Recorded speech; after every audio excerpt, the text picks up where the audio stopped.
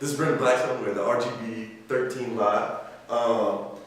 It's three stories we're talking about in the year of 2011 and 2012.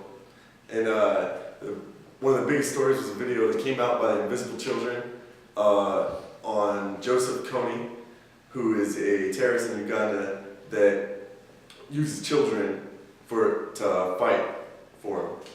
And the plan is to bring this terrorist to light is on April 20th, 2012, is for everyone to go out and take these posters and plaster them all over buildings everywhere. So when people wake up the next morning, they're gonna know. And here's more on that.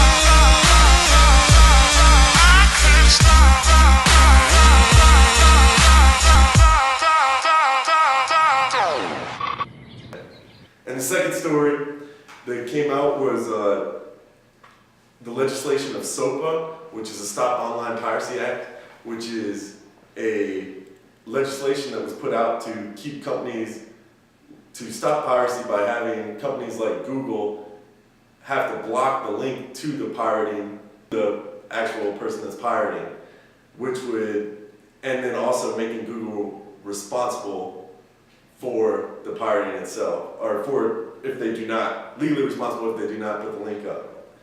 And several websites were strongly against this, as like Google and Wikipedia, and they banded together and actually shut down for one day, and this SOPA did not pass. And here's more on that. The Stop Online Piracy Act, known as SOPA, is intended to blacklist renegade sites like Pirate Bay that share copyrighted films and music. But critics say it creates the building blocks for a great American firewall, a catch-all clampdown that threatens internet mainstays like Google, Facebook, and YouTube. They say it will curb creativity, cost jobs, and even stifle free speech. Under the provisions of the bill, uploading clips of movies or TV shows to Facebook or YouTube could become a criminal act. Streaming of copyrighted content could land you with a 5-year jail term. One group that opposes the bill, Fight for the Future, even claimed Justin Bieber could go to prison for posting covers of Usher songs on YouTube. The bill would also allow the Justice Department to get court orders against the providers of the unique addresses that label every site, known as domain name systems. Critics argue that going after those who provide such addresses would amount to a fundamental attack on the plumbing of the internet, and would in any case be ineffective, since experienced pirates are adept at finding other ways to get their sites up and running. The third day, a couple days before the start of NFL free agency, the Redskins traded 3 first-round draft picks and the current second-round draft pick to the St. Louis Rams for the number 2 overall pick, where they are supposedly going to draft Robert Griffin III. Robert Griffin III won the Heisman Trophy at Baylor University and is expected to go number 2 overall after Andrew Luck goes to the Indianapolis Colts. And here's more on that. So with the second overall pick in this year's NFL draft, the Washington Redskins will be selecting Robert Griffin.